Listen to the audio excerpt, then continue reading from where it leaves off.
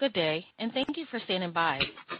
Welcome to the Flowers Foods First Quarter 2022 Results Conference Call and Webcast. At this time, all participants are in a listen-only mode. After the speaker's presentation, there will be a question-and-answer session. To ask a question during the session, you will need to press star one on your telephone. Please be advised that today's conference is being recorded. If you require any further assistance, please press star zero. I would now like to hand the conference over to your speaker today, J.T. Rieck, Senior Vice President of Finance and Investor Relations. Please go ahead. Thank you, Shannon, and good morning. I hope everyone had the opportunity to review our earnings release, listen to our prepared remarks, and view the slide presentation that were all posted yesterday evening on our Investor Relations website. After today's Q&A session, we will also post an audio replay of this call. Please note that in this Q&A session, we may make forward-looking statements about the company's performance. Although we believe these statements to be reasonable, they are subject to risks and uncertainties that could cause actual results to differ materially. In addition to what you hear in these remarks, important factors relating to Flowers Foods business are fully detailed in our SEC filings. We also provide non-GAAP financial measures for which disclosures and reconciliations are provided in the earnings release at the end of the slide presentation on our website. Joining me today are Ryals McMullian, President and CEO, and Steve Kinsey, our CFO. Ryals, I'll turn it over to you. Thanks, JT. Good morning, everybody. Appreciate you joining our first quarter call. I'm very proud of our team's performance in a tough environment. Their perseverance drove record quarterly results in sales and adjusted EPS. Our leading brands continue to gain share, and we're successfully implementing strategies to further that growth. Inflation and supply chain disruptions are impacting virtually all companies, and we're not immune from that. Our team is working diligently to offset those pressures, and we do call out a 5-cent impact to our 22 results, but we expect those headwinds to be resolved in the third quarter. The fundamentals of the business are strong, and I've never been more optimistic about our prospects. And no matter the environment, our team is focused on delivering results in line with or better than our long-term financial targets. So with that, Shannon, we're ready to start the Q&A, please. Thank you. As a reminder, to ask a question, you will need to press star one on your telephone. To withdraw your question, press the pound key. Please stand by while we compile the Q&A roster. Our first question comes from Ryan Bell with Consumer Edge Research. Your line is open. Good morning. When we're looking at the price mix that you have, would you be able to potentially delineate some of what's coming from pricing, what's coming from mix, and then, as you're thinking about consumer elasticities, they seem to have held up pretty well. The next waves of pricing across the market are hitting a bit more of a pressured consumer. So if you'd be able to offer any perspective on that, that'd be great. Thanks. Yeah, thanks for the question, Ryan. I'll take the elasticities part and then turn it over to Steve for price mix. So far this year, we've been really encouraged by what we've seen. Our elasticities have been lower than even we anticipated. I think we called out in the prepared remarks that most encouraging is the fact that with a significant amount of price increases in January, we actually grew our units as well with our top brands, Nature's Own, Dave's, and Canyon. So I see that as a really good sign going forward. Now, as we said, we're implementing another price increase in June. And so, there's a bit of a wait and see there to see how the consumer reacts to that second round of pricing. We all know that the consumer, is under quite a bit of pressure, though I will say, a lot of the information out there is somewhat conflicting. You read some things that suggest that perhaps the consumer is starting to bargain hunt a little bit more or making some different decisions. I think, everybody read, a few of the retailers' releases this week and saw a little bit of that, though that seemed to be more limited to general merchandise and not as applicable to food. But nevertheless, we know what the inflationary environment is like, and there certainly could be a shift in behavior with this next round of pricing, but we won't know until we get there. The important thing is that thus far, we've seen a pretty healthy consumer.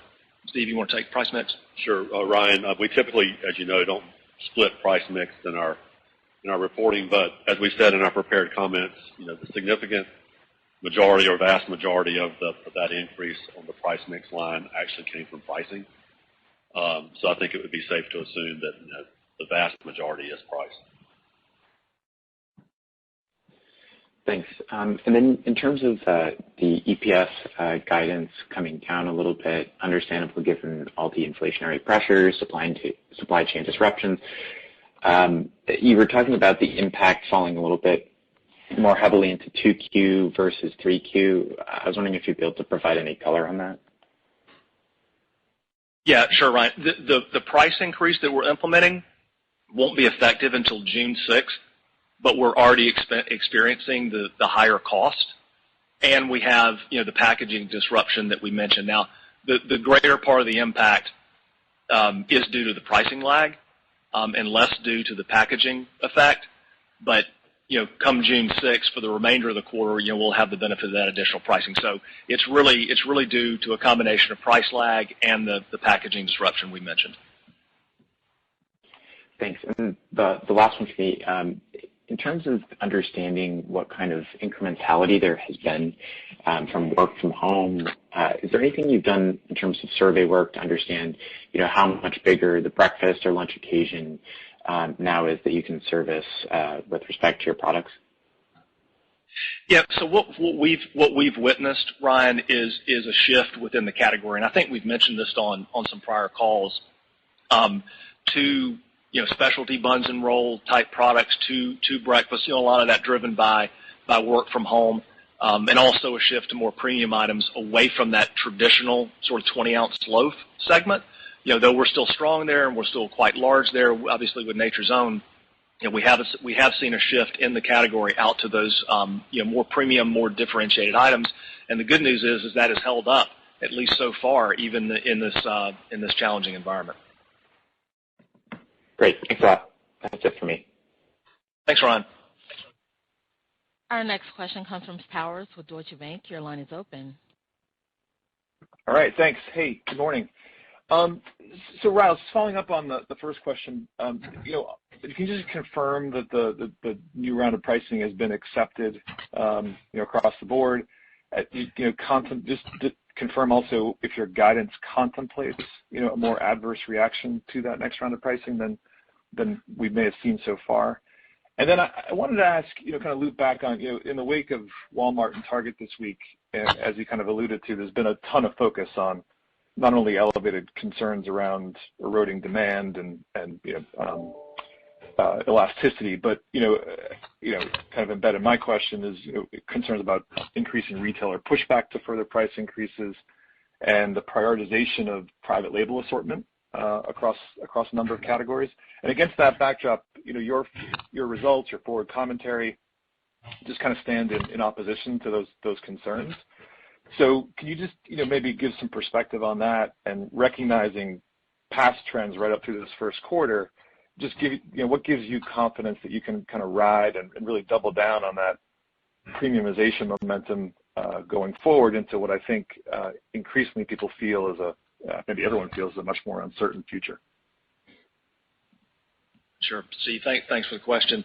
So as far as the pricing acceptance goes, we have not had any issues there. Most of our pricing is in and planned that was planned for June 6th. So there's really no issue there from our standpoint. So we're confident that we can get it all in. So that's number one. Number two, as far as private label goes, just going back to some of our prior conversations, as you know, private label's been declining in our category for a long time. And it's still declining, though I will say, the declines are less severe than we've seen in past quarters, but it still has been down. I recognize that there's been a little bit of private label growth in broader food, but we're not seeing that in our category right now. I keep coming back to the point of differentiation within our category. Private label are generally very basic items. We offer a range of items at a range of price points in a range of channels that are greatly differentiated from private label. I am not in any way suggesting that if we happen to enter a recession or something like that, there won't be some level of trade down. But as you saw from our prepared remarks, as we look back to the last recessionary period, we really didn't see a lot of that in our category. And on top of that, our industry is much different than it was back during that 2008 to 2011 or 12 period, right? You've got a much more consolidated industry. There's been a lot of innovation in the category. We now have Dave's and Canyon and Nature's Own Perfectly Crafted, et cetera, that we did not have back then. Our market share is much higher than it was back then. So, even if there is some level of trade down, I feel very confident in our ability to weather, any kind of demand environment. Remember, we are in a stable and staple category. This is typically a weekly purchase item for many consumers. You add to that the continued work from home trends that we're seeing. I think we've got a nice backdrop for continued good performance. As far as retailers prioritizing private label, we have not seen that. I've seen some commentary from retailers that suggest that they're not doing that. And again, we certainly haven't seen it. There seems to still be a focus on branded items in the category, and thankfully, we've got good brands to fill that space. Okay, very helpful. Can you just maybe you confirm or frame for us what kind of degree of I guess worsening environment is embedded in your guidance, and then I guess I was left from your prepared remarks. You were pretty clear around sort of the 2Q, 3Q dynamics, rising inflationary headwinds, supply chain disruption, and the pricing that's rolling in, leading to that 5-cent impact. But I guess I'm not as clear as to where you expect the year to end. I guess I'm really thinking about it from a gross margin perspective, because while you'll presumably have that full pricing in place by the fourth quarter and supply chain issues resolved, costs are likely to keep rising. So I guess how should we think about the margin profile of the business exiting 22? Sure, Steve. This is Steve. When you look I'll talk about it maybe from the cadence of guidance. As we've said early in the year, and now it's really embedded in our forecast because our coverage levels have ramped up, but our costs continue to rise and escalate. Primarily through the third quarter, and then they stabilize somewhat, although they'll be at a higher level in Q4. From a comps perspective, it will be an easier comp by the time you get to the back of the year. So as the year progresses, you will more than likely see some pressure on margin, but as Ryle said, we believe we've priced to offset and mitigate as much of that as possible. And then you layer on the cost initiatives that we've talked about for a couple of quarters now. That also allows us to offset some of the inflationary pressure we're seeing. A lot of those initiatives come in the back half, so you will not really begin to see that ramp up until we're out of Q2.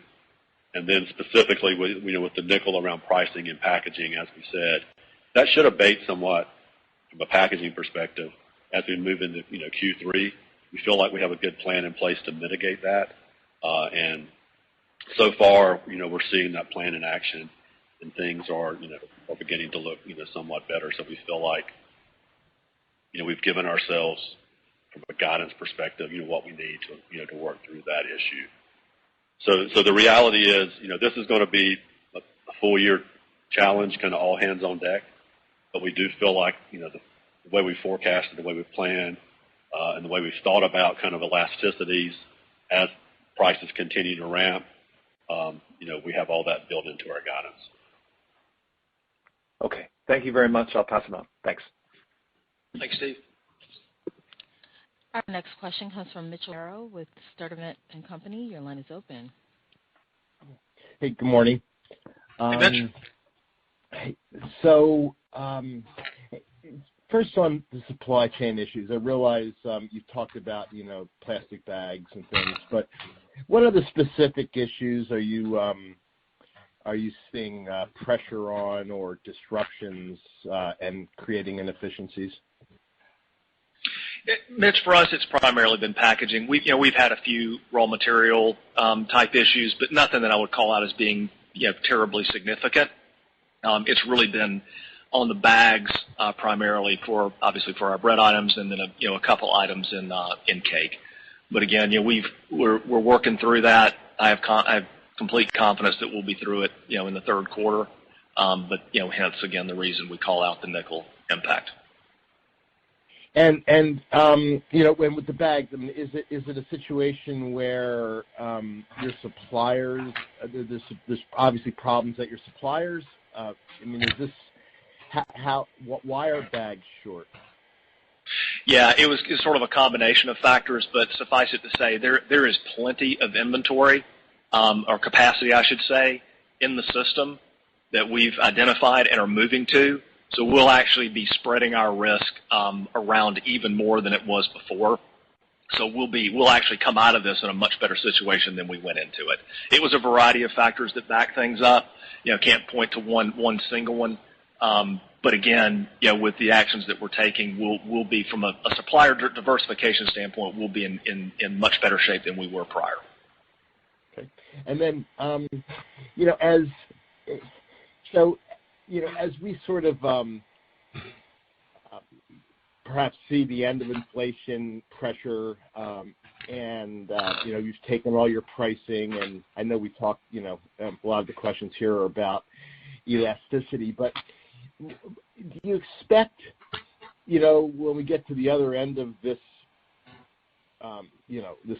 this period here, that price, your list pricing holds, and we go to a little more promotional environment, or and would you prefer that because your promotions can drive accelerated volume, or would you rather it be sort of a stable list environment with modest promotional activity? What's best for Flowers? Look, for me, that's a great question, Mitch. For me, I would rather the promotional environment remain stable. And we've needed to increase our margins in this business for a long time, as you well know. And so, my hope would certainly be that the consumers, are able to accept the price increase, that the price increase holds, and that the promotional environment remains rational. That would be the best for our business. Okay. And then, still impressive to see, your brands gaining share, and I'm curious where that's coming from. Is it coming from store brands? Are there any regional differences that are noteworthy in your share gains? Yeah, there is one that I'll call out. I mean, we continue to perform exceptionally well in the Northeast. I'm really proud of that performance. As you know, you've seen a lot of our commercials. I think you've mentioned before, and we put a lot of investment behind that because, as you know, it's our national share is 17.9, 18, depending on what quarter you look at. Whereas in the Northeast we're about a 10, 1 or 2 now, I think. But it was 0 not too long ago, and we continue to increase that share, kind of across all of our categories. So the investment is paying off. Nature's Own, particularly Perfectly Crafted, Dave's Killer Bread, Canyon, all continue to gain share. And those, we're talking about premium items here. And as I mentioned, it's really encouraging to me to see that unit growth along with the price increase. Okay. And then just one more on the food service side. You spoke, I guess, a quarter or two ago about sort of setting new margin thresholds in food service and, holding the line on pricing and not accepting, unfavorable, deals. And how's that strategy faring? It's coming along well. Now, I also said, it's a bit of a long-term project because some of our food service volume is under contract, and so we have to work through those contractual terms to fully get to where we want to be. But in the areas where we've been able to take action, we have, and it is starting to improve things. Now, the inflation situation does cloud it a little bit because in food service there's sometimes even more of a pricing lag because the contracted business, you follow the cadence of the contract, and so you may be experiencing inflation, but your price increase doesn't come until the contract says it comes. So there is a little bit of that going on. But where we've been able to take action, where we're not under contract, it's been very beneficial to have those margin thresholds set that the team is fully aligned on working towards. So over time, I expect to see those food service margins start to come up again. Okay. All right. Thank you very much. Okay, Mitch, thank you. Our next question is from Ben Bienvenu with Stephens. Your line is open. Hey, thanks. Good morning. Morning. So I want to ask about your portfolio optimization strategy, and you talk about whittling away at your lower margin SKUs. As you think about that strategy, are you purely looking at all of your lower margin SKUs and removing those strategically from the portfolio, or are you retaining some of your higher demand low margin SKUs? How do you think about that balance between where the the margin versus the demand critical mass resides? Yeah, it's a good question. So, there are some of our, there are some of our lower margin products that we would describe as more strategic in the sense that, in partnership with some of our retailers, having that store brand business, for example, gives us preferential space for our brands. Where that's not the case, our intent is to get those margins improved, whether that's through a combination of pricing, distribution methods, efficiencies on our end, et cetera. But, if we're not able to get that up to the correct threshold, then, we have the option to thoughtfully exit that business and then convert that capacity, as I've mentioned on previous calls, to our higher margin branded business, which, we've been doing for the last several years. It's really been beneficial for us. Got it. Okay. Makes sense. And then with respect to your CapEx guidance, it came down a little bit. You talked about product raw material shortages across your production platform. To what extent are you seeing that in your CapEx project pipeline, and how are you navigating that environment? Can you repeat that? The first part of that broke up a little bit. Sure. Just the revision lower of your CapEx guidance. How much of that has to do with production or labor challenges or material challenges versus just timing differences? I mean, the reality is the vast majority is probably more timing. When we look at the bakery optimization we've been talking about now for a couple of years, some of those projects, as we continue to evaluate, where that needs to happen, we have pushed somewhat on the timing. So it will probably take us into out of this year into next year. So it's really mostly timing related. I mean, we're pretty much on track when it comes to the largest project going on right now around ERP Plus and digital. Those are coming in about where we thought. It's really around some of the optimization, but it really has nothing to do with availability of supply. It's more of just kind of a push from a timing perspective. Okay, fair enough. And then my last question, I know it's early days, but the DKB bars, you talked about promising feedback trends there.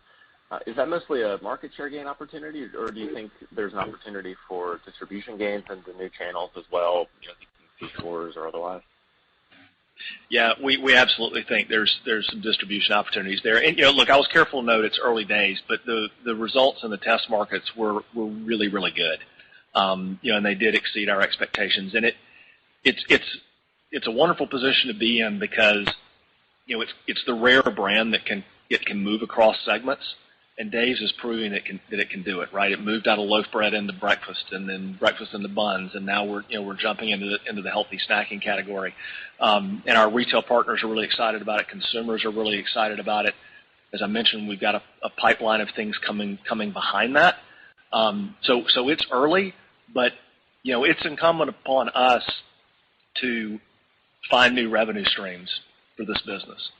We all know that in sort of the mainline low segment, the category dynamics are a little bit tough there.